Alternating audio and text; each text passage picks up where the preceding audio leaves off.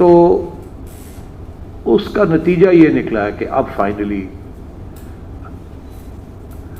Hybrid model, ACC की जो press release है उसके अंदर लफ्ज आया है कि हाइब्रिड मॉडल।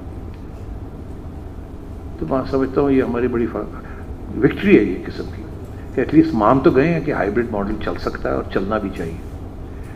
इसकी अहमियत आपको जब हम आगे जाएंगे तो उसको आपको समझ आएगी इसकी अहमियत क्या है और कहाँ जाके ये हमारे लिए एक नेगोशिएटिंग टूल बनेगा या नहीं बनेगा। But for the time being मैं इसी के ऊपर फोकस करना चाह रहा हूँ। अब इस सिचुएशन में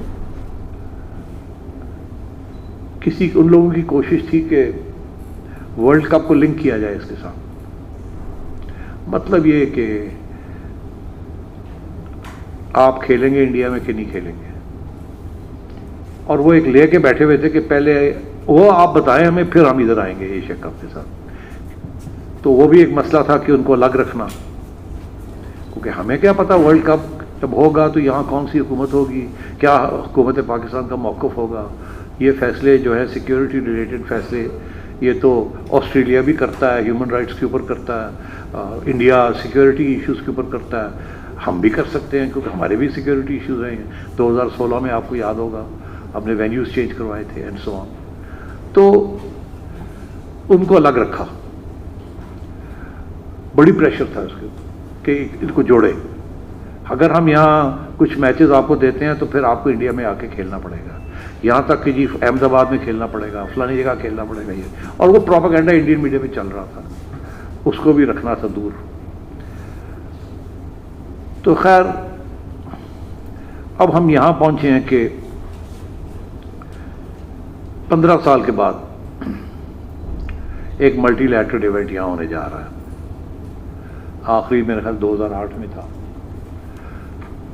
कुछ दोस्त पूछते हैं जी ये 4 नल की फतह, या तो सारा करा दे या ना कराओ। अब बात ये जी, ये मैंने आपसे पहले ही अर्ज़ किया कि स्टेप बाय स्टेप ही होती है, डिप्लोमेसी भी स्टेप बाय स्टेप होती है और आइस ब्रेकिंग भी स्टेप बाय स्टेप ही होती है। और ये बहुत बड़ा कदम है, यकीन करें ये बहुत बड़ा कदम है। वक्त आएगा आपको इस बात का एहसास होगा, ये बहुत बड़ा कदम है, क्योंकि आप आइसोलेटेड थे बिकॉज ऑफ सिक्योरिटी सिचुएशन हुए है।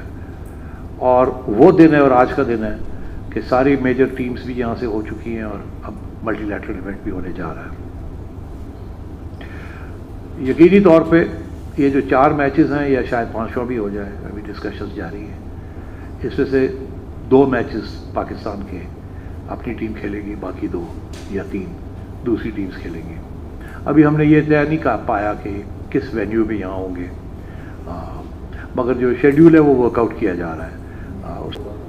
मैं समझता हूँ कि this is a very important development कि फाइनली एक मल्टीलैटरल इवेंट यहाँ हो रहा है और हमने वी ब्रोकन द आइस।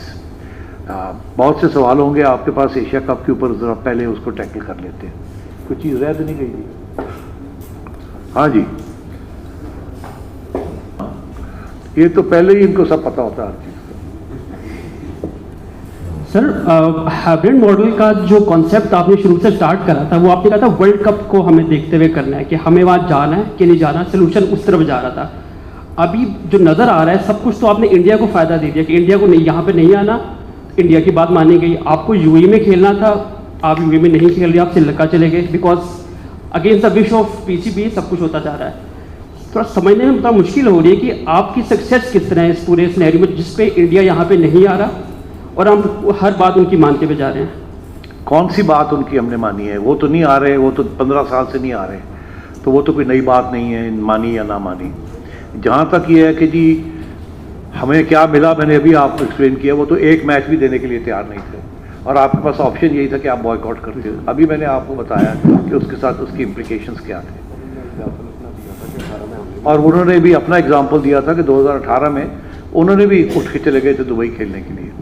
अब दुबई वाली बात जो है ये हमने रेज की थी, यहाँ तक कि दुबई वाले लोग वो खुद गए थे जय शाह साहब को मिलने, पूरा एक डेलीगेशन गई थी।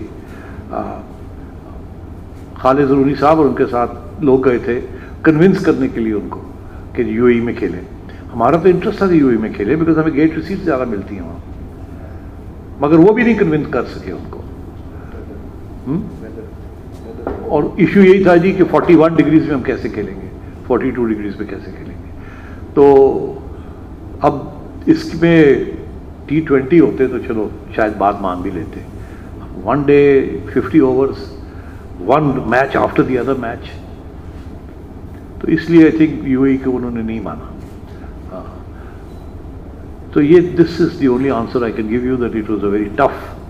हमने तो पहले खालिद ज़रूरी साहब को ब्रीफ करके भेजा था कि लेके आए आप मनवा लेंगे बिकॉज आप उनको बड़ी फैसिलिटीज़ देते हैं, वो भी नहीं, उनकी भी बात नहीं मानी उन्होंने। और वो सारे बाय द वे एक ही सफ़े पे थे, Bangladesh, Sri Lanka, Afghanistan and India, they were all together.